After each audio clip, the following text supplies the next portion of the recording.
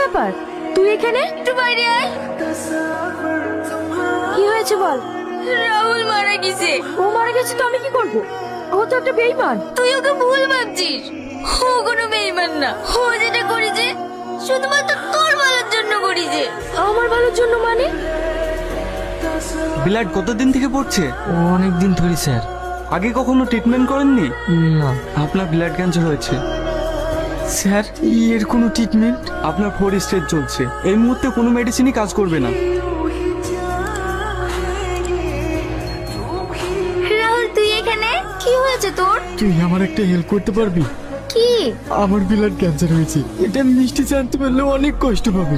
আমি চাই ও একটা নতুন জীবন পাক। তুই একদিনের জন্য আমার গার্লফ্রেন্ডের অভিনয় করতে পারবি, যাতে ও আমায় ভুল বোঝে, পারবি?